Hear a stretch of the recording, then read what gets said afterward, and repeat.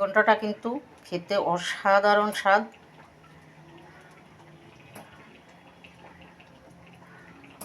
তো চলেন আপনাদের সাথেও শেয়ার করি, সবাই মিলে একসাথে রান্না করি। মাছের মাথা দিয়ে মুগ ডালের মুড়িঘণ্ট ভালো লাগলে আপনারাও রান্না করে খেতে পারবেন। তবে একবার রান্না করে খেলে ভালো লাগবে, স্বাদ লাগবে, এটাই বলতে পারি।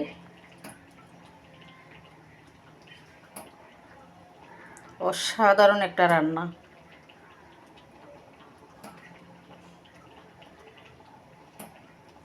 কড়াইতে তেল দিয়ে দিলাম, তেল গরম হলো, তেলে তেজপাতা আর গরম মশলা দিয়ে দিচ্ছি। মশলা ভাজা হওয়ার পরে মুগ ডাল দিয়ে দিলাম। আজকে মুগ ডালের মুড়িঘণ্ট করব, তো এখন মুগ ডাল ভালোভাবে ভেজে নিব।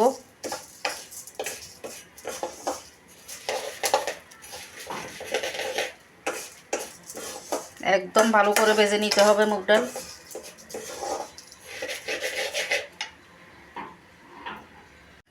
ডাল ভাজা হয়ে গেছে, জল দিয়ে দিচ্ছি।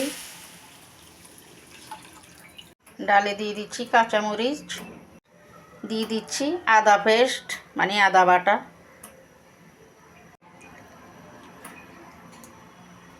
দিয়ে দিচ্ছি আগে বেজে রাখা কাতলা মাছের মাথা,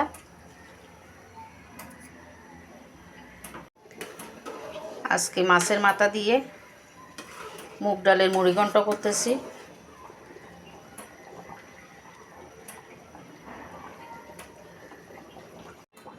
দিয়ে দিচ্ছি লবণ, হলুদ দিয়ে দিলাম, এখন লবণ দিচ্ছি।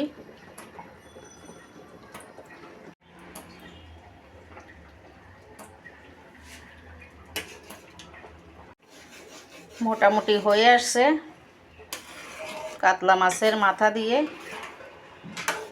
মুগ ডালের ঘণ্ট। তো এই ঘণ্ট যে শুধু মুগ ডাল দিয়ে কাতলা মাছের মাথা দিয়ে হবে তা না, সব বড় মাছের মাথা দিয়ে মুগ ডাল দিয়ে ঘণ্ট করা যায়। খেতে কিন্তু দুর্দান্ত হয় এই ঘণ্টটা।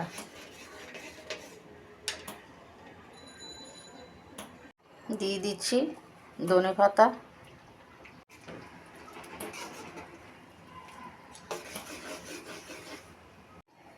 হয়ে গেল মাছের মাথা দিয়ে মুগ ডালের ঘণ্ট, মুড়িঘণ্ট আর কি।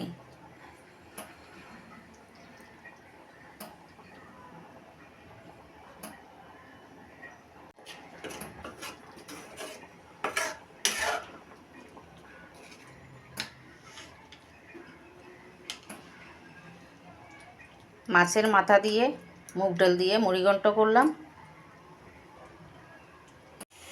এই মুড়িঘণ্টটা কি যে স্বাদ হয়, একবার রান্না করে খেলে তখন বুঝবেন। গ্রামের বেশিরভাগ অনুষ্ঠানে এই ধরনের মাছের মাথা দিয়ে মুগ ডাল দিয়ে মুড়িঘণ্ট করা হয়। আমার কাছে ভালো লাগে, তাই আমি মাঝে মাঝে করি।